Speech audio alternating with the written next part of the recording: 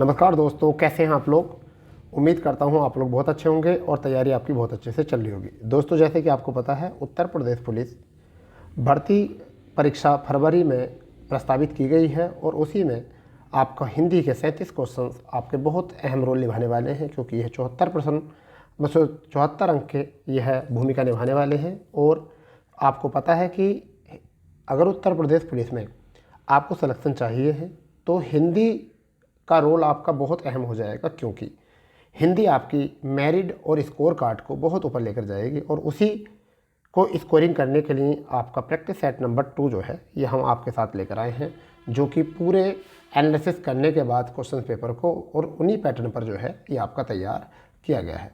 तो हम देखने वाले हैं इसमें एक एक क्वेश्चन को, उसके साथ फुल एनालिसिस करेंगे क्वेश्चन में। यहाँ पर टैग देखेंगे हम कि हारा वही जो लड़ा नहीं। ठीक है दोस्तों, ये हमारा टैग है। अब हम बात करने वाले हैं पहले क्वेश्चन की तरफ। ठीक है, हमारा पहला क्वेश्चन जो है वो क्या है। देखिए, पहला क्वेश्चन हमारा है, यहाँ से समझिए, पहला क्वेश्चन हमारा बन जाएगा कि वह स्वतः ही जाना चाहेगा, वह स्वतः ही जाना चाहेगा में सर्वनाम है। तो वह जो है वो सर्वनाम है और स्वतः अगर लग जाता है तो ये किस प्रकार का सर्वनाम हो जाता है। तो बच्चा आप इसका आंसर जो हो जाएगा वो हो जाएगा निजवाचक सर्वनाम। रीज़न ये है कि पुरुषवाचक सर्वनाम होता है वह, ठीक है, परंतु अन्य पुरुषवाचक होता है, परंतु अभी यहाँ क्या लग गया है, स्वतः। तो यहाँ पर जब शब्द आता है स्वतः, समझ गए नहीं, स्वतः शब्द आता है, स्वयं शब्द आता है, कौन सा आता है, स्वयं शब्द आता है, आप शब्द आता है, आप, खुद शब्द आता है, खुद। ठीक है, तो जब ऐसे शब्द आते हैं तो वो हमारा क्या बन जाता है, निजवाचक सर्वनाम में हो जाता है। ठीक है बच्चा, चलिए दूसरा क्वेश्चन अगर हम बात करें यहाँ पर बेटा, तो दूसरा क्वेश्चन जो है वो क्या है। दूसरा क्वेश्चन बच्चा ये हमारा यह है कि जब कोई सरकारी पत्र, कार्यालय ज्ञापन या ज्ञापन के एक साथ आने प्रेषित को भेजा जाता है, आने वाले प्रेषित को भेजा जाता है, तो उसे क्या कहते हैं। मतलब इसको थोड़ा सा कट रहा था तो इसको थोड़ा सा यहाँ तक देखेंगे। क्वेश्चन क्या है, जब कोई सरकारी पत्र, कार्यालय ज्ञापन या ज्ञापन के एक साथ अनेक प्रेषितियों को भेजा जाता है, यानी कि जब अनेक प्रेषितियों को भेजा जाता है तो उसे हम क्या कहते हैं, उसे कहते हैं बेटा परिपत्र। उसे हम क्या कहते हैं, परिपत्र कहते हैं। यहाँ पर कार्यालय आदेश वो होता है जो किसी एक कार्यालय को आदेश दिए जाते हैं। अनुस्मरण पत्र वह होता है जब हम किसी अनुस्मृति की बात करते हैं। अधिसूचना नोटिफिकेशन होता है जब हम विज्ञप्ति निकालते हैं, तो हम क्या कहते हैं, अधिसूचना कहते हैं बेटा। समझ गए इस बात को। तीसरा प्रश्न जो है अब हमारा क्या है, समझिए। तीसरा क्वेश्चन बच्चा हमारा है, महावीर प्रसाद द्विवेदी ने आदिकाल को क्या संज्ञा दी थी। जैसा आपको पता है आदिकाल के अलग अलग नाम हैं, तो महावीर प्रसाद द्विवेदी ने यहाँ आदिकाल को जो संज्ञा दी थी वह इसका आंसर हो जाएगा बिचपन काल। क्या कही थी, बिचपन काल। जबकि आदिकाल जो संज्ञा दी थी वो किसने दी थी, आपको पता है जॉर्ज ग्रियर्सन ने दी थी। किसने दी थी बेटा, ग्रियर्सन ने। तो हम यहाँ लिख सकते हैं इसको ग्रियर्सन। ठीक है, ग्रियर्सन लिख सकते हो। ये क्या है, ग्रियर्सन ने, जॉन ग्रियर्सन ने दी थी। और चारण काल जो कहा था वो किसने कहा था इसको, वो कहा था राजकुमार वर्मा ने। क्या कहा था बेटा, वर्मा जी ने कहा था इसको चारण काल, राजकुमार वर्मा। तो आपसे मैं आग्रह करूँगा कि आप इनको लिखते चले जाओ। ठीक है बेटा, अगर यहाँ वीर काल की बात करें तो विश्वनाथ प्रसाद मिश्र ने कहा था इसको वीर काल। किसने कहा था, विश्वनाथ प्रसाद मिश्र ने। तो चारों विकल्प यहाँ से हमने एनालिसिस कर लिए हैं। इसी तरीके से हमें आगे पढ़ना है। चौथा विकल्प हमारा, चौथा प्रश्न क्या है बेटा, दिए गए शब्दों में नित्य एक वचन में प्रयोग होने वाले कौन सा शब्द नहीं है नित्य में। समझ पा रहे हो मेरी बात को, मैं क्या कहना चाह रहा हूँ। एक वचन में यानी कि जिनका नित्य एक वचन वो होते हैं जिनका हमेशा एक वचन ही रहना होता है। उनका बहुवचन बनाने के लिए हमें किसी एक का नित्य रूप देखना होता है। तो जो हमेशा क्या रहता है, एक वचन रहता है।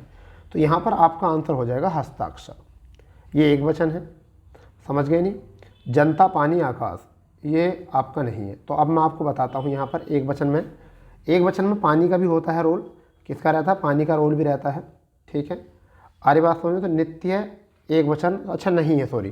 तो हस्ताक्षर बहुवचन होते हैं और यहाँ नहीं बोला है, तो हमारा आंसर हो जाएगा हस्ताक्षर। और यहाँ से जनता हो जाएगा, पानी हो जाएगा, आकाश हो जाएगा। तो आप चाहो तो लिख सकते हो, मैं आपको बोल देता हूँ। ठीक है बेटा, नित्य कौन कौन से, पानी होता है, लिख लीजिए। भीड़ होता है, लोहा होता है, तो पानी हो गया है, भीड़ हो गया है, लोहा हो चुका है। दूध, पीतल, सोना, चांदी, दूध, पीतल, सोना चांदी, जनता, घी, पेट्रोल, तेल, आकाश, वर्षा, पेट्रोल, तेल, आकाश, वर्षा, दल, झुंड, टोली। ये सब क्या होते हैं बेटा? ये होते हैं नित्य एकवचन। अब कहीं पर यहाँ पे आ जाएगा नित्य बहुवचन।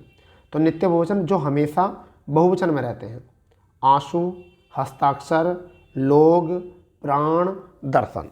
ठीक है बेटा, शायद उम्मीद कर रहा हूँ कि आपको ये बातें समझ में आ रही होंगी अच्छे से।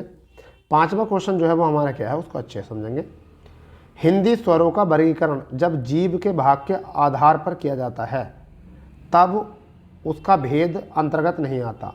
तो देखिए, अग्र स्वर होता है, मध्य स्वर भी होता है, पश्च स्वर भी होता है, जबकि बीभ्र स्वर नहीं होता है। जीव के आधार पर नहीं होता है।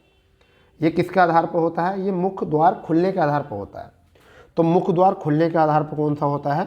बीभ्रत होता है। ये 4 होते हैं, एक होता विव्रत, एक होता अर्धविव्रत, एक होता संव्रत, एक होता अर्धसंव्रत। ठीक है, तो ये 4 होते हैं बेटा। अब अग्र स्वर क्या होते हैं? जीभ के अगले भाग से बोले जाते हैं। मध्य स्वर जो जीभ के मध्य भाग से बोले जाते हैं। पश्च स्वर जो जीभ के पिछले भाग से बोले जाते हैं। तो अग्र से ई ए, समझ गए नहीं? जबकि मध्य से आ और पश्च से और सारे। ठीक है बेटा, यहाँ से हो जाएंगे आपके। छठा प्रश्न क्या है समझिए। छठे प्रश्न में क्या है? छठा प्रश्न है, निम्न में से कौन सा शब्द वर्तनी की दृष्टि से गलत है? वर्तनी की दृष्टि से गलत होना चाहिए तो वही आपको बताना। आँख जो है गलत है, क्योंकि यहाँ पर आँख जो लिखा होता है वो चंद्रबिंदी होती है आँख पर। क्या होता है? चंद्रबिंदी लिखी होती है आँख पर। तो ये हमारा जो है डी विकल्प यहाँ से गलत है। ठीक है भाई। 7वां प्रश्न जो है वो क्या है? वर्तनी की दृष्टि से दिए गए विकल्पों में शुद्ध विकल्प छांटिए। शुद्ध विकल्प छांटिए, यहाँ पर क्या हो सकता है? तो यहाँ महीना, सॉरी अशुद्ध छांटना, तो शुद्ध महीना भी है, पूजनीय भी। व्यंग गलत है, यहाँ पर क्या है? व्यंग गलत है, क्योंकि आधा गय होता है, यह होता कैसा बनता है? वह, यह, अंकी बिंदी और गय, ये होता व्यंग। इसका सही लिखा हुआ। ठीक है भाई, तो व्यंग लिखा गया है और क्या होता है? व्यंग होता है। मेरी बात समझ गए हो गया। 8वां प्रश्न जो है इसको देख लीजिए। 8वां प्रश्न आपका क्या है? स्वार्थ में निम्नलिखित में से कौन सी संधि है? तो देखिए, मैं आपको बताता हूँ। स्वार्थ में दीर्घ संधि है, और दीर्घ का एक मतलब होता है आ, ई, उ, जो बड़े अर्थ निकलते हैं तब। तो क्या आ जाएगा? स्व प्लस के क्या हो जाएगा? अर्थ। तो क्या हो जाएगा? स्वार्थ। कुछ का दिमाग इसमें जा रहा होगा, देखो यहाँ भी ए है और यहाँ भी ए है, तो क्या बन जाएगा? बड़ा आ बन जाएगा। कुछ के दिमाग में आ रहा होगा सर यण, बेटा यण इसलिए नहीं है, सु प्लस के अर्थ होता है, अर्थ नहीं होता। अर्थ होता शब्द, अर्थ नहीं होता। तो यहाँ अगर हम सु प्लस के अर्थ करेंगे तो स्वार्थ नहीं बनेगा, स्वर्थ बनेगा वो। तो यहाँ पर इसलिए यण नहीं हो सकता, यण इसलिए नहीं हो सकता। ठीक है। 9वां क्वेश्चन देखेंगे। 9वां, पावन का संधि विच्छेद कौन सा है? तो जब डबल मात्रा, जब आ आता है पा के साथ और यण संधि का होता है, सॉरी अयादि संधि का होता है ये, तो हमारा इसमें क्या हो जाएगा? पो प्लस के अन, 2 मात्रा वाला सही हो जाएगा। तो ए विकल्प हमारा क्या हो जाएगा? सही हो जाएगा। ठीक है भाई। 10वां क्वेश्चन बड़ा प्यारा क्वेश्चन है। भीष्म पितामह ने आजीवन शादी न करने का प्रण लिया था, रेखांकित शब्द का समास है। तो आजीवन होता है अव्यय समास। अब बेटा अव्यय समास का जो परिचय होता है वो क्या होता है? जिस शब्द का उत्तर पद, जिस शब्द का पूर्व पद, जिस शब्द का पूर्व पद जो हो वो क्या हो? उपसर्ग हो। कैसा हो बच्चा? वो उपसर्ग हो। ठीक है। अव्यय हो, क्या हो? अव्यय हो। तो वो हमारे क्या होते हैं? अवयव होते हैं। तो आ जो है वो क्या है आपका? अव्यय वर्ग है। क्या है? उपसर्ग वर्ग है। क्या है? उपसर्ग। तो हमारा क्या हो गया? अव्यय समास। आजीवन का मतलब क्या होता है? जीवन भर, जीवन भर होता है इसका मतलब। ठीक है भाई। चलिए 11वां क्वेश्चन देख लें। 11वां क्वेश्चन क्या है बेटा? निम्न में से कौन सा कर्मधारय समास है? निम्न में से कौन सा कर्मधारय समास है? अब कर्मधारय समास का एक अर्थ होता है, यानी कि समान अधिकरण होता है, एक तो कर्मधारय और एक व्यधिकरण होता है। तो समान अधिकरण में क्या होता है? विशेषण विशेष्य है, ये विशेष्य विशेषण होता है। विशेष्य विशेषण क्या होता है? अब इसमें हम आपको बताने वाले हैं कि इसका सही आंसर क्या है। वो है आपका नील गगन, यानी कि नील मतलब विशेषण नीला है और गगन मतलब नीला गगन। तो इसका क्या बन जाएगा? नील गगन में कर्मधारय है, यानी कैसा हो जाएगा? नील गगन। ठीक है जी। अब आ गया आपका 12वां क्वेश्चन, उपसर्ग से बना शब्द निम्न में से कौन सा है। सॉरी, सम उपसर्ग से, तो सम से आपका कौन सा हो जाएगा, साम्राज्य तो होगा नहीं, ठीक है, सम्राट भी नहीं होने का, साम्राज्य भी होगा, सम्मुख होगा, सम प्लस के मुख, क्या हो जाएगा, सम प्लस के मुख, क्या बनेगा बेटा, सम प्लस के मुख बन जाएगा, ठीक है। चलिए 13वां क्वेश्चन देखेंगे, परा उपसर्ग का अर्थ है, परा उपसर्ग का अर्थ है, तो परा उपसर्ग का अर्थ क्या हो जाएगा, ठीक है भाई, परा उपसर्ग का अर्थ हो जाएगा, परा माने होता उल्टा, ठीक है, कहते नहीं जय, और जय की जगह क्या लगा देते हैं, पराजय, तो पराजय यानी कि जय का क्या हो चुका है, उल्टा हो चुका है, पराजय हो गई। कृदंत शब्द क्या हो का उदाहरण कौन सा है, यानी कृदंत कृत प्रत्यय क्या होता है, तो मैं आपको बताना चाहूँगा कृदंत प्रत्यय होता है वो क्रिया से बना हुआ जो होते हैं, जो शब्द क्रिया से बने होते हैं उन्हें हम क्या कहते हैं, कृदंत कहते हैं, ठीक है भाई। तो यहाँ पर क्या हो जाएगा आपका, यहाँ से आपका हो जाएगा खिलाड़ी, ठीक है, क्या हो जाएगा, खिलाड़ी, खिलाड़ी, ठीक है, खेलना से बना है खिलाड़ी, खेलना से क्या बना है, खिलाड़ी। 15वां क्वेश्चन और 16वां क्वेश्चन दोनों एक साथ देख लेंगे। निम्नलिखित में से आँख का तत्सम क्या होता है, अक्षी, आँख का क्या होता है, अक्षी होता है। विसर्ग का प्रयोग किस शब्द में नहीं होता, तो तद्भव शब्द में विसर्ग का प्रयोग नहीं होता, जबकि तत्सम में भी होता है, संकर में भी होता है, इन सभी में, नहीं तो किस में नहीं होता आपका, यहाँ से अगर हम बात करें तो तद्भव में नहीं होता, हलंत का होता है प्रयोग। चौथा का तत्सम शब्द है, चौथा का तत्सम शब्द है, तो चतुर्थ बोलते हैं चौथे को, तत्सम शब्द को चतुर्थ। आगे है धूर्म का जो तद्भव है वो क्या है, धुआं, क्या है, धुआं। 19वां क्वेश्चन है, व्युत्पत्ति के आधार पर शब्दों के कितने भेद होते हैं, व्युत्पत्ति के आधार पर शब्दों के भेद कितने होते हैं, तो व्युत्पत्ति के आधार पर शब्द जो होते हैं वो 3 प्रकार के होते हैं। कितने प्रकार के होते हैं बच्चा, 3 प्रकार के होते हैं। एक आपका रूढ़ होता है, एक आपका जो होता है, एक आपका रूढ़ होता है, और एक आपका जो होता है बेटा वो होता है यौगिक, और दूसरा होता है योग रूढ़, ठीक है भैया, एक होता है रूढ़ और एक होता है योग रूढ़, इस तरीके से ध्यान रखेंगे। 20वां क्वेश्चन देख लेते हैं। 20वां क्वेश्चन है, स्वतंत्रता, स्वतंत्रता सबको प्यारी होती है, वाक्य में रेखांकित शब्द का संज्ञा शब्द क्या है, तो स्वतंत्रता किस प्रकार की संज्ञा है ये आपको बताना है।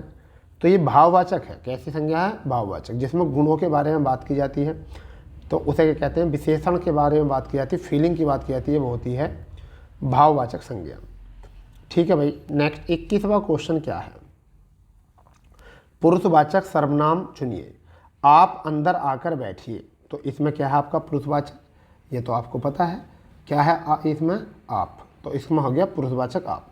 मैं आपको बताना चाहूँगा उत्तम पुरुष जो होता है उसमें क्या होता है, मैं होता है और हम होता है, ठीक है भाई। मध्यम पुरुष में जो होता है वो क्या होता है, मध्यम पुरुष में जो होता है तू होता है, तुम होता है और आप होता है, ठीक है भाई। अन्य पुरुष में जो होते हैं वो अन्य पुरुष में जो होते हैं वो क्या होते हैं, ये होते हैं, वे होते हैं, यह और वह, ये होते हैं, समझ गए नहीं। चलिए 22वें क्वेश्चन की तरफ चलते हैं भाई। 22वां क्वेश्चन क्या है, क्रिया चुनिए, मेरी बहन सविता हिंदी भाषा सीखती है, तो क्या होगी क्रिया, सीखती है, क्या होगी क्रिया, सीखती है, ठीक है भाई। 23वां, आह आप आ गए में आह क्या है, आह अव्यय शब्द है, आह क्या है, अव्यय, कौन सा, विस्मय बोधक अव्यय, विस्मय बोधक अव्यय, जहाँ पर एक्सक्लेमेटरी चिन्ह आ जाए लगा हुआ वो होता विस्मय बोधक अव्यय, ठीक है बेटा। 24वां प्रश्न जो है वो क्या है हमारा, सीता सखियों सहित पुष्प वाटिका गई, तो रेखांकित शब्द सखियों सहित। अब सखियों सहित में क्या बताना है आपको बताना है कि कौन सा इसमें अव्यय, तो समुच्चय बोधक, क्रिया विशेषण, संबंध बोधक, विस्मादि बोधक, तो इसमें सखियों सहित, तो किसके साथ गई थी, सखियों के, तो इसका मतलब साथ का मतलब होता है संबंध बोधक, ठीक है। 25वां क्वेश्चन है, अनेक का पर्यायवाचक है, अनेक का पर्यायवाचक जो होता है वो क्या होता है बेटा, सेना होता है, अनेक का पर्यायवाचक क्या होता है बेटा, सेना होता है। और मैं आपसे आग्रह करूँगा कि आप सारे लिख लो, तो सेना का कौन कौन से होते हैं मैं आपको बता देता हूँ, सेना के कौन कौन से होते हैं। देखिए सेना को हम अनेक कहते हैं, कटक कहते हैं, क्या कहते हैं, अनेक, कटक, अनि भी कहते हैं, अनि भी कहते हैं, अनिकिनी भी कहते हैं, चमू भी कहते हैं, चमू, दल भी कहते हैं, क्या कहते हैं, दल। तो दोबारा सुन लो, अनेक, कटक, अनि, अनिकिनी, चमू क्या कहते हैं, चमू, दल, सैन्य, वाहिनी। ठीक है भाई। अब यहाँ पर बात आता अर्जुन। अर्जुन का सबसे ज़्यादा जो आता है वो कौन सा आता है, सभ्ययाची। अर्जुन का आता सभ्ययाची, सभ्ययाची, सभ्ययाची। ठीक है भाई। यहाँ तुरंग घोड़े का होता है, यहाँ घोड़े का दे रखा तुरंग। अग्नि का तुम्हें सबको पता हुतासन होता है, अनल होता है, इस तरीके से। आगे है नेक्स्ट में आपका दे रखा है, यहाँ पर देखिए नेक्स्ट में जो दे रखा है वो किस चीज़ का दे रखा है, कामदेव का पर्यायवाची क्या होगा। कामदेव का पर्यायवाची क्या होगा ये आपको बताना है। कामदेव किसका होता है, हाँ जी बताइए। कामदेव इतना तो आपने लगा ही लिया होगा। तो कामदेव जो होता है वो किसका होता है, तो आपको इसमें से चुनना है कामदेव का पर्यायवाची क्या है। तो कामदेव का हो जाएगा मनोज। क्या हो जाएगा, मनोज। इसके साथ साथ और भी लिखेंगे हम। मदन होता है कामदेव का, क्या होता है, मदन। ठीक है भाई, मदन होता है। मनोज तो हो ही गया है। मकर ध्वज होता है, कौन सा होता है, मकर ध्वज, मकर ध्वज होता है बेटा। और मनोभव होता है, कौन सा होता है, मनोभव, मन को भाने वाला, मनोभव। पंचसर होता है। मीन केतु मोस्ट है, mean Ketu, mean Ketu most है, मीन केतु मोस्ट है बिल्कुल। ठीक है भाई। अब यहाँ पे बात करते हैं सरोज। सरोज किसका होता है, कमल का होता है। ठीक है। और उरोज जो है, उरोज वो स्तन का होता है, क्या होता है, स्तन का, स्तन का। तो इसलिए हमें यहाँ से पता करना पड़ेगा। 27वां क्वेश्चन है विलोम। तो अग्रज का क्या होता है, 27 अग्रज का विलोम होता है अनुज। क्या होता है, अनुज, अग्रज का। दीर्घायु का विलोम क्या होता है, दीर्घायु का विलोम क्या होता है, 28वां प्रश्न देख लेंगे। दीर्घायु का विलोम जो होता है वो क्या होता है, अल्पायु। बी विकल्प इज द राइट आंसर। ठीक है भाई। 29 का देखेंगे हम यहाँ पर। 29 क्या कहता है, 29 क्या था, इस वर्ष हिंदी साहित्य की कुछ अवरुद्धि रही है। तो रिक्त स्थान बनना उन्नति, प्रगति, वृद्धि, विकास।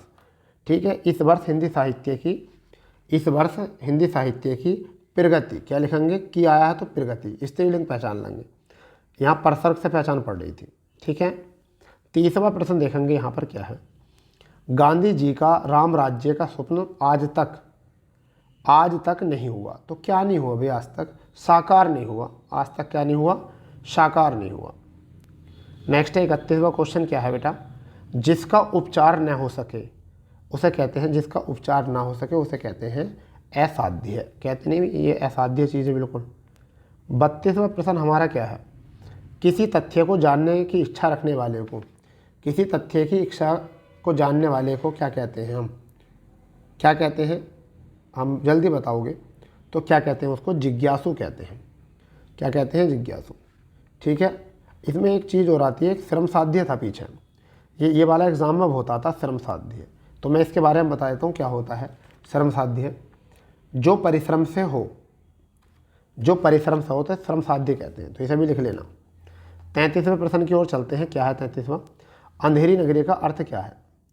अंधेरी नगरी का अर्थ क्या है, अन्याय की जगह। क्या कहते हैं उसको, अन्याय की जगह। अंधेरी नगरी चौपट राजा ऐसा आता है ना।